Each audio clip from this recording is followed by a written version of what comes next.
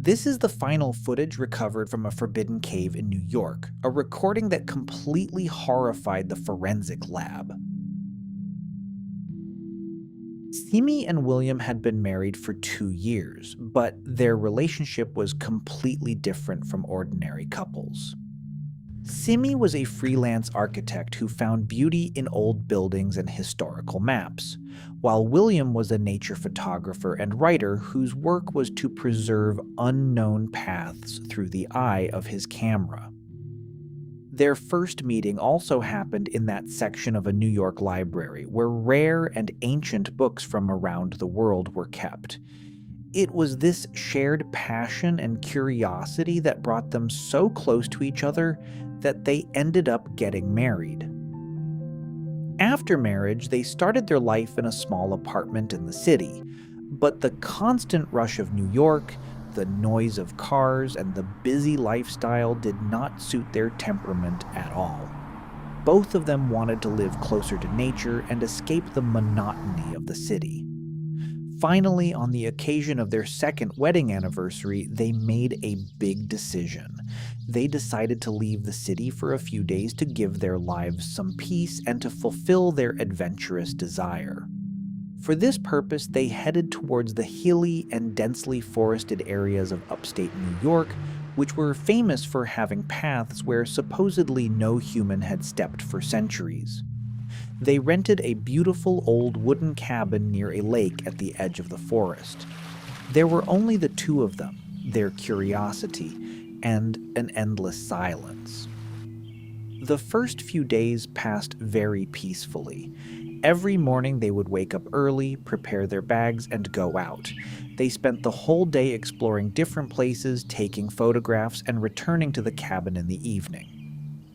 One such evening, when the autumn leaves were spread in red and golden colors along the paths, and they were returning to their cabin from the forest, William suddenly stopped.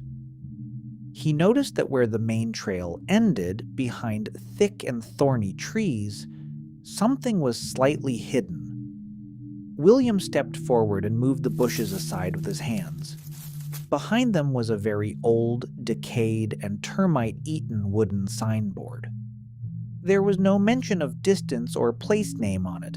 There was only a deep, hand-carved arrow pointing toward a dark part of the hill where the trees were so dense that complete darkness was visible inside. William said, "Simi, look at this. This path is not on any official map. We should go inside right now and check it out." Simi looked at the board and then glanced at the sky. The orange light was quickly turning into gray darkness, and a sudden coldness was increasing in the forest air. She placed her hand on William's arm and said seriously, "No, William, it's too late now.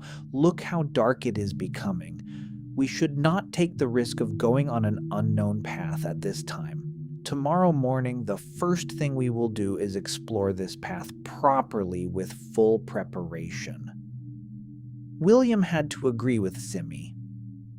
They both walked back toward the cabin, but even in the silent environment of that night, their minds remained stuck on that wooden signboard.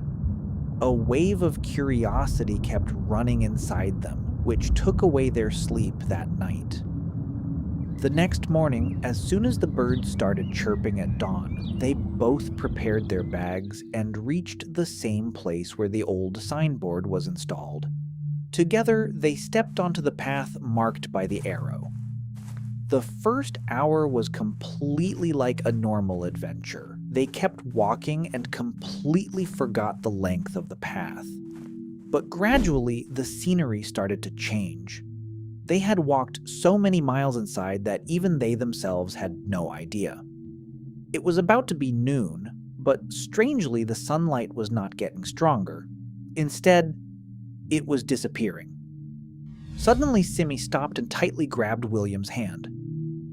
"William, stop for a moment." Simi's voice carried unusual seriousness. William stopped and looked around, and a chill ran through his body. The environment there had completely changed. A strange, heavy, and extremely cold mist was rising through the trees and spreading over the ground. The air carried a strange smell, as if ancient soil and dry stones had mixed together. A complete and deep silence had fallen over the entire area, something they had never felt in their lives. Neither was the wind moving the leaves, nor was there any sound of birds. It felt as if they had entered a corner of the earth where life itself had ended. Now fear was slightly visible in Simi's voice. "William, we should go back. Right now." They both turned to go back through the path they had taken for hours since morning. But the moment they turned, the ground beneath their feet felt like it disappeared. There was no path back. Where they had walked for hours, there were now only identical giant trees, tall bushes, and thick white fog. Every sign of the way back had vanished, and they were completely lost in that unknown, silent, and cold isolation. For hours, not just hours, but many days, they wandered aimlessly in that merciless forest and dense white fog. All their food supplies had completely finished. Even the last drop of water had dried up, and the soles of their feet were torn and bleeding with blisters. No matter how much they tried, they kept returning to the same dense fog. Hunger and extreme thirst had hollowed their bodies from within, and William felt that his mind was no longer supporting him. They had lost all sense of direction, day or night. Only endless cold darkness surrounded them. Despite severe weakness, William kept dragging Simi by holding her hand. Finally, while walking, they entered a dark and nameless cave at the base of a mountain. The darkness inside was so deep that even the dim light of the torch was dying out. As soon as William pointed the torch toward a corner of the cave, they were horrified. There were many old human bodies and skeletons scattered in the soil. Some skeletons were lying in such a way that it looked like they had struggled until their last breath. Seeing this horrifying scene, Simi and William were filled with terror. In that unknown fear, a deep madness took over their minds, and they began to feel strange, mysterious shadows crawling toward them among the old remains.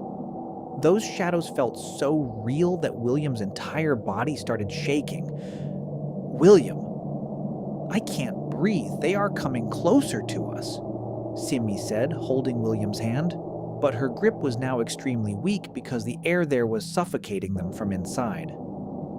William, under extreme mental pressure and in that terrifying environment, managed to turn on the video recording button of the camera hanging around his neck so that their final moments and this horrifying scene could be recorded. After that, the camera fell from his hands onto the ground. William crawled toward Simi and held her cold hand in his trembling hands. Simi gave him one last lifeless look, and under extreme exhaustion, hunger, thirst, and unknown pressure, their breath finally broke forever. They died there among those unknown bodies in complete silence. A month later, the New York State forensic team and search dogs reached that restricted mountain area. In the cave, they found Simi and William's bodies, which were already several days old. William's professional camera was found buried in the soil, and its battery was dead. When the camera data were recovered in the forensic lab, the last few minutes of digital video and audio recording were found, which shocked the investigators.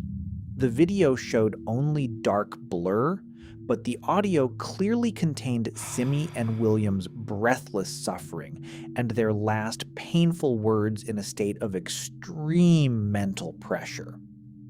The material side of this incident came to light when forensic experts conducted chemical analysis of their bodies, the ancient bones found there, and the cave environment, which revealed some faded pages of history.